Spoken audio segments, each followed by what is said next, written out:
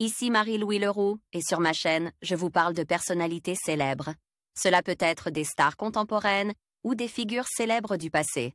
Abonnez-vous si ce sujet vous intéresse. Et maintenant, passons à la célébrité du jour. Bonjour à tous, et bienvenue sur ma chaîne. Aujourd'hui, je vais vous parler de Sofia Chikirou, une figure marquante de la scène politique et médiatique française. Dans cette vidéo, nous allons explorer son parcours, ses idées et son impact sur le paysage politique actuel. Je vais également aborder ses projets et ses ambitions pour l'avenir. Restez avec moi pour découvrir qui est vraiment Sofia Chikirou et pourquoi elle suscite tant d'intérêt. C'est parti! C'est à Bonneville, en Haute-Savoie, que Sofia Chikirou est née le 3 juin 1979. Conseillère en communication de Jean-Luc Mélenchon lors des élections présidentielles de 2017, elle avait déjà amplement participé à sa campagne lors des élections précédentes en 2012.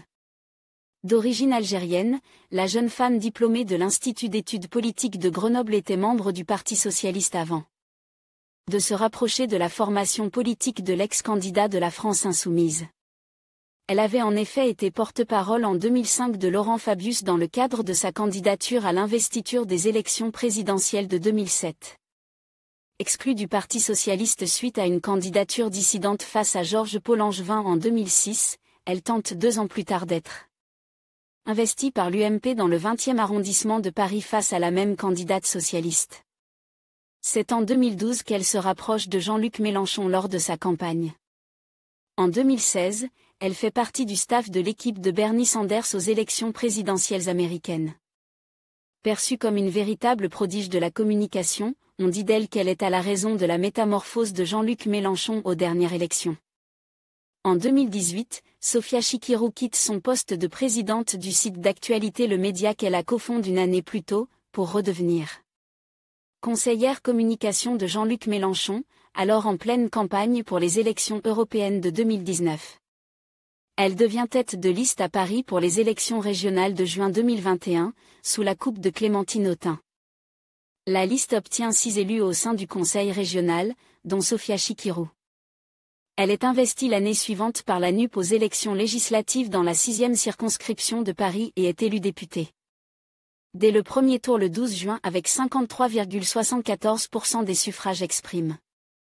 En 2024, la femme politique se présente de nouveau aux législatives qu'elle remporte au premier tour avec 58,19% des votes. Sofia Chikirou siège au sein de la Commission des affaires économiques de l'Assemblée nationale.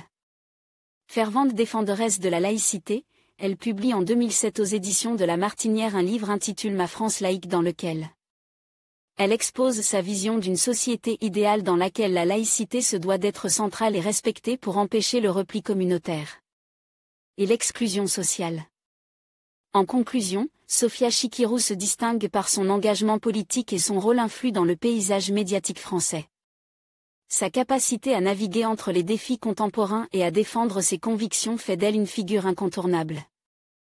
Alors que nous continuons à suivre son parcours, il sera intéressant de voir comment elle façonnait l'avenir de la politique en France. Merci de votre attention et à bientôt pour de nouvelles analyses.